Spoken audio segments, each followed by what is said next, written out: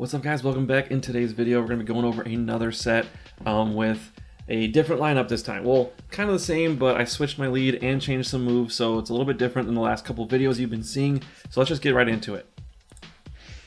So this was kind of inspired by the Caleb Pang's video that he uploaded where he ran Gyarados, Metagross, Dragonite, but in different order than what I've been usually doing. I usually have been leading with Metagross, but this time we're leading with the Gyarados.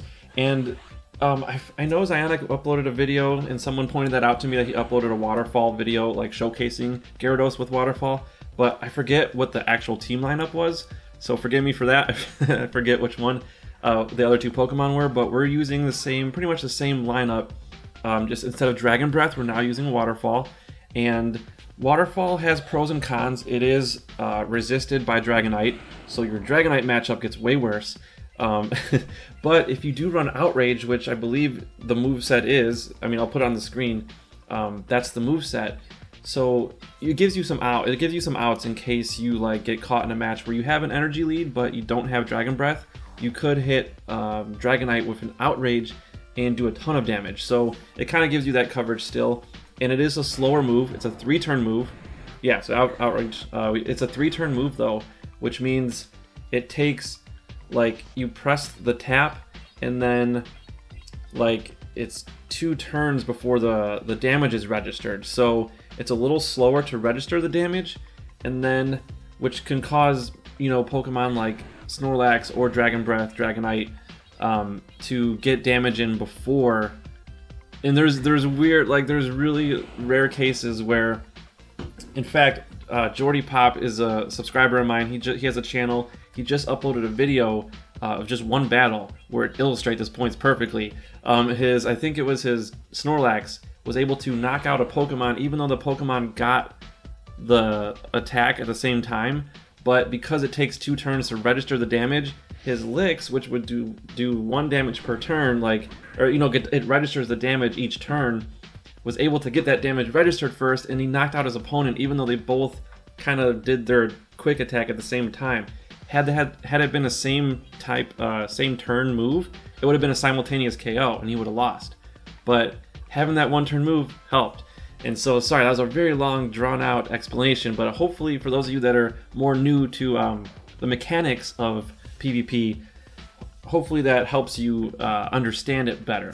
And so for like a 4-turn move like Confusion, for example, you won't see that in here, but in like Great League, it'll take on the 3rd turn is when the damage is actually registered.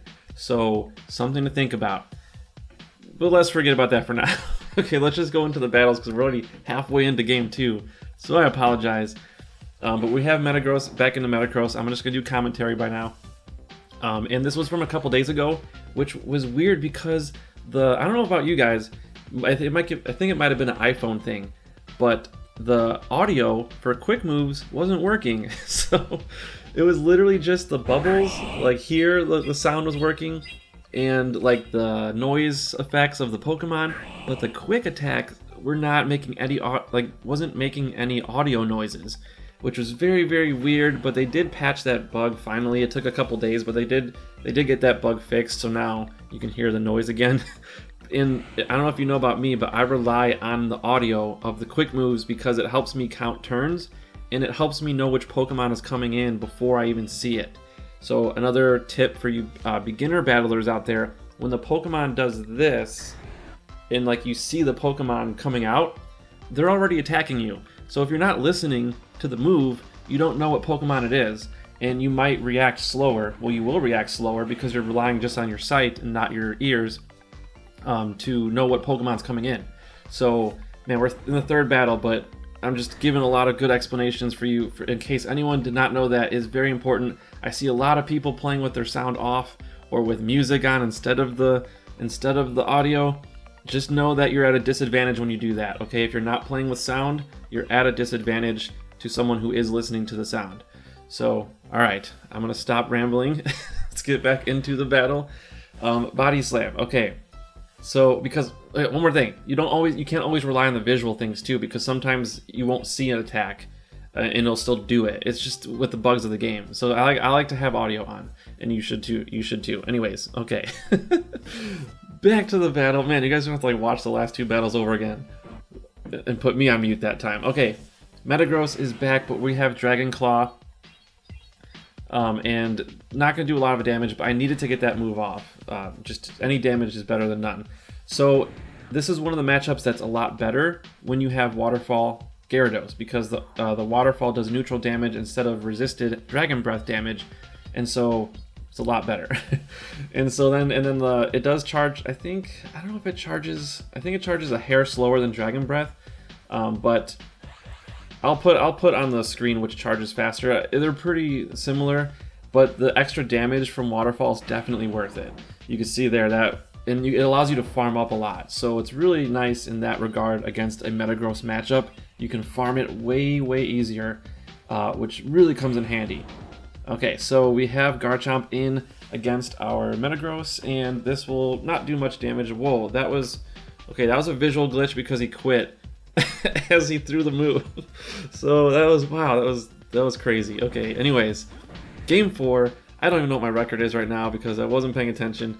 But yeah, this is a matchup that is not good, because if they have Dragon Breath, which they do, and you have Waterfall, you know, they're resisting the damage and you're not. So like, you definitely don't want to stay in that matchup too long because you're not going to win it. You're going to be, yeah. So now we switch into Dragonite, they switch into Metagross. So good matchup for them. We're at a disadvantage, we're climbing uphill, and they land the Meteor Mash. And I come back in with Gyarados, hoping to farm some more energy. You can see I'm almost at 2 crunches right now.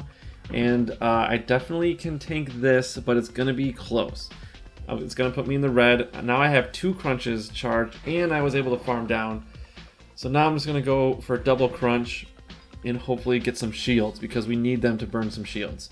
So their Gyarados burns a shield, and then, yeah, that's the advantage, like I mentioned earlier. The Dragon Breath 1-turn quick move.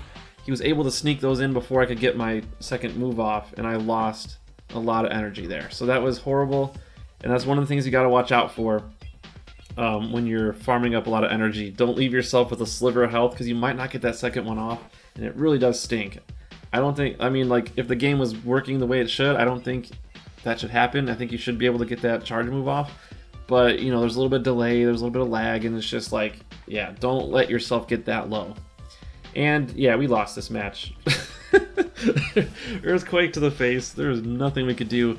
So game 5, I believe we're 3-1 now. So correct me if I'm wrong, but I will put on the screen my record. We go against, oh man, this is a Pokemon that I can't even remember the name because I'm not too familiar with these generations at the end. Haxorus, and we don't see him very often. I don't think it's a great Pokemon. It does have some good coverage. It has Night Slash for Metagross, and it has like Dragon Claw, I believe. But it is very not tanky. It is very squishy. I literally think, like, in the handful of times I've faced him, I've only lost once. I usually beat him every time. So it's not a Pokemon, like, you really gotta know what you're doing if you want to use that one. It's not the best dragon, in my opinion, for Premier Cup. So, yeah. Anyways, we're in a really good matchup right now. We have Togekiss versus our Metagross, and I get baited. I thought that was a flamethrower. But the good news is I have enough shields where I can comfortably shield that and farm it down, because it takes forever to get to a charge move with Togekiss, so I just shield it. And then Conkeldurr comes in, and this is not looking great. The only good thing is we have a shield, and it should resist the dark moves, so I'm wondering if I'm going to throw it. Oh, I had a Metagross, never mind. I had a Metagross anyway. So I let the Gyarados go down. I let him use his energy. And then, yeah, watch how I have a shield. So I'm just going to farm this down. And you're going to see kind of how quick its health goes down. It is just, yeah, it's not great. But I ended up using just to be sure, I used my charge move. I didn't want to get too cute with that one. So we land the Meteor Mash and we take game 5. So I believe that was a 4-1 set. And yeah, that was it. This is kind of a short video, but if you liked it, hit that like button, subscribe if you haven't already. This team is a little tough to use. You got a little bit of a learning curve, but I do like the team. So if you're using this team, comment below what your experience has been with it, or if you've been doing really well or really bad, so we can talk to each other. So thanks again so much for watching. I hope you enjoyed the video, and we'll see you tomorrow.